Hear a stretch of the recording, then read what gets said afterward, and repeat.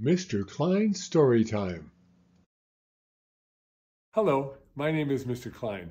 I've been an elementary school teacher for almost 30 years, and I love reading stories to young people just like you. In fact, I've got a great story that I'd like to share with you right now. So let's get started. Jumanji by Chris Van Allsburg. Jumanji, written and illustrated by Chris Van Allsburg. Now remember, Mother said, your father and I are bringing some guests by after the opera, so please keep the house neat.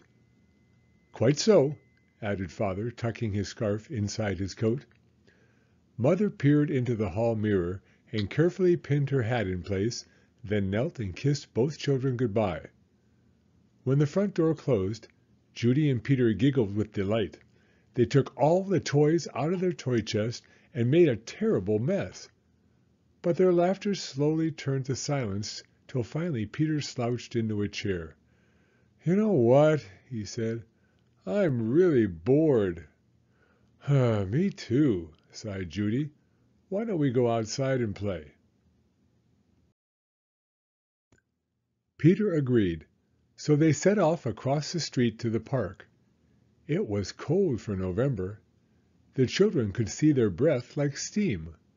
They rolled in the leaves, and when Judy tried to stuff some leaves down Peter's sweater, he jumped up and ran behind a tree.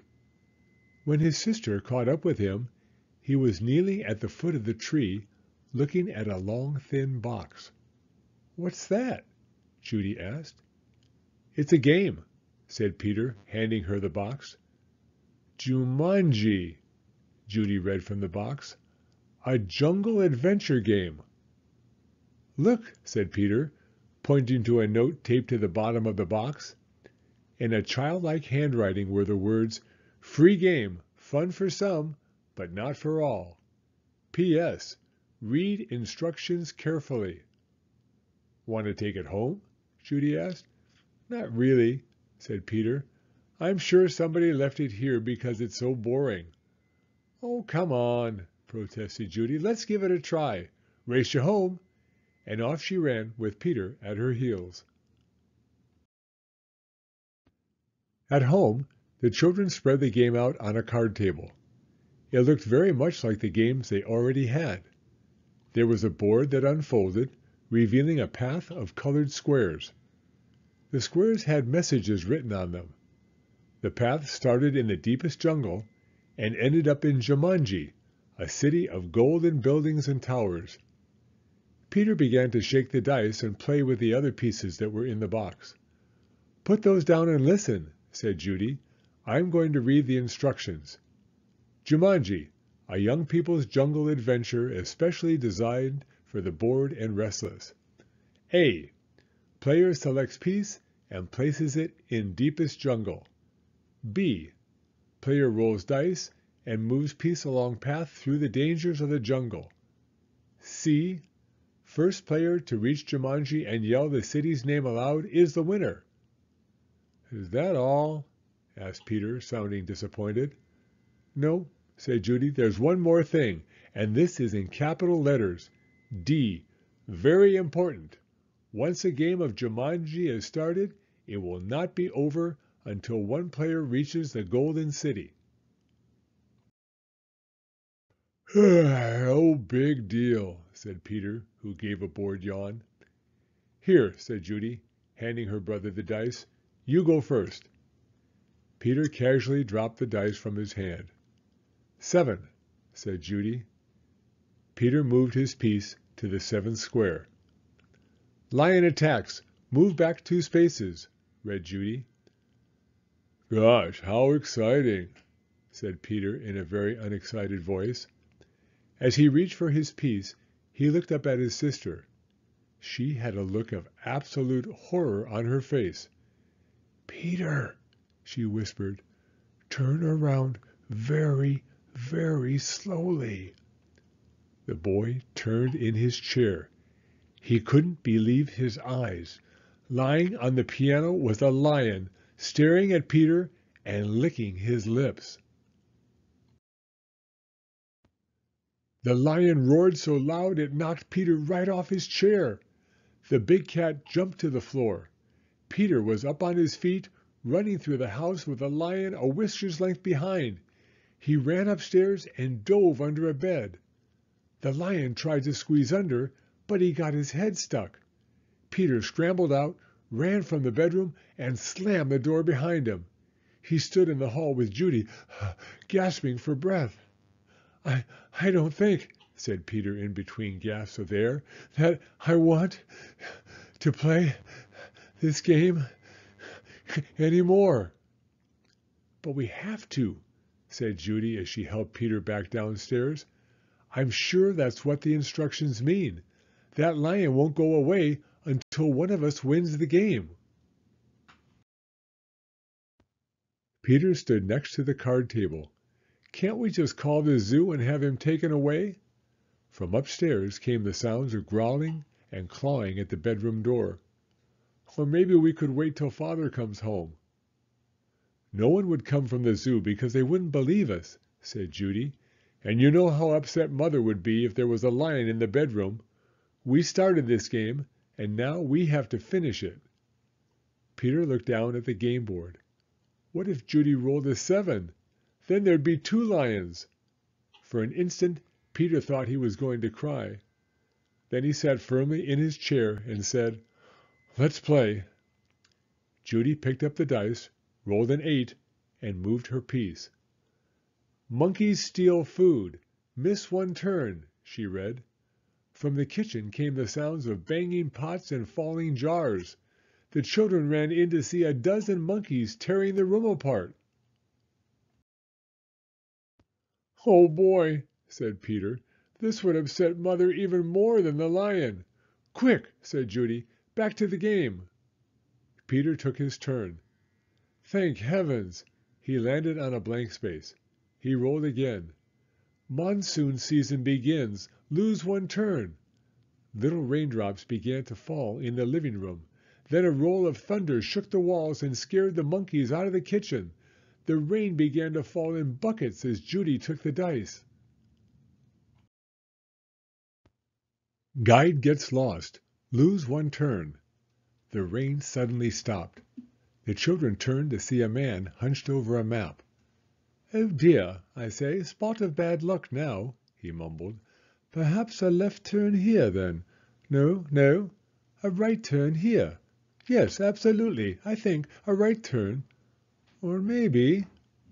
Excuse me, said Judy, but the guide just ignored her. Around here, then over... No, over here and around this. Yes, good, but then... Judy shrugged her shoulders and handed the dice to Peter. 4, 5, 6, he counted. Bitten by tsetse fly. Contract sleeping sickness. Lose one turn. Judy heard a faint buzzing noise and watched a small insect land on Peter's nose. Peter lifted his hand to brush the bug away, but then stopped, gave a tremendous yawn, and fell sound asleep, his head on the table. Peter, wake up! Cried Judy. But it was no use. She grabbed the dice and moved to a blank. She rolled again and waited in amazement. Rhinoceros stampede, go back 2 spaces. As fast as he had fallen asleep, Peter awoke. Together they listened to a rumble in the hallway. It grew louder and louder. Suddenly a herd of rhinos charged through the living room and into the dining room, crushing all the furniture in their path. Peter and Judy covered their ears as sounds of splintering wood and breaking china filled the house. Peter gave the dice a quick tumble. Python sneaks into camp. Go back 1 space. Judy shrieked, "Ah!" and jumped up on her chair. Over the fireplace, said Peter. Judy sat down again, nervously eyeing the 8-foot snake that was wrapping itself around the mantel clock. The guide looked up from his map, took one look at the snake, and moved to the far corner of the room, joining the monkeys on the couch. Judy took her turn and landed on a blank space. Her brother took the dice and rolled a 3. "Oh no," he moaned. "Volcano erupts. Go back 3 spaces." The room became warm and started to shake a little. Molten lava poured from the fireplace opening.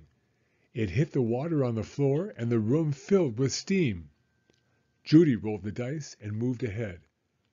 "Discover shortcut. Roll again." "Oh dear!" she cried. Judy saw the snake unwrapping himself from the clock. "If you roll a 12, you can get out of the jungle," said Peter. "Please, please," Judy begged as she shook the dice. The snake was wriggling his way to the floor. She dropped the dice from her hand. 1 6, then another. Judy grabbed her piece and slammed it to the board. "Jumanji!" she yelled as loud as she could. The steam in the room became thicker and thicker. Judy could not even see Peter across the table. Then, as if all the doors and windows had been opened, a cool breeze cleared the steam from the room. Everything was just as it had been before the game. No monkeys, no guide, no water, no broken furniture, no snake, no lion roaring upstairs, no rhinos. Without saying a word to each other, Peter and Judy threw the game into its box. They bolted out the door, ran across the street to the park, and dropped the game under a tree. Back home, they quickly put all their toys away. But both children were too excited to sit quietly, so Peter took out a picture puzzle. As they fit the pieces together, their excitement slowly turned to relief, and then exhaustion. With the puzzle half done, Peter and Judy fell sound asleep on the sofa. "Wake up, dears," Mother's voice called. Judy opened her eyes. Mother and Father had returned, and their guests were arriving. Judy gave Peter a nudge to wake him. Yawning and stretching, they got to their feet. Mother introduced them to some of the guests, then asked, "Did you have an exciting afternoon?" "Oh, yes," said Peter. "We had a flood, a stampede, a volcano. I got sleeping sickness and—" Peter was interrupted by the adults' laughter. "Well," said Mother, "I think you both got sleeping sickness. Why don't you go upstairs and put your pajamas on? Then you can finish your puzzle and have some dinner." When Peter and Judy came back downstairs, they found that Father had moved the puzzle into the den. While the children were working on it, one of the guests, Mrs. Budwing, brought them a tray of food. "Such a hard puzzle," she said to the children. "Daniel and Walter are always starting puzzles and never finishing them." Daniel and Walter were Mrs. Budwing's sons. "They never read instructions either." "Oh, well," said Mrs. Budwing, turning to rejoin the guests. "I guess they'll learn." Both children answered, "I hope so." But they weren't looking at Mrs. Budwing. They were looking out the window.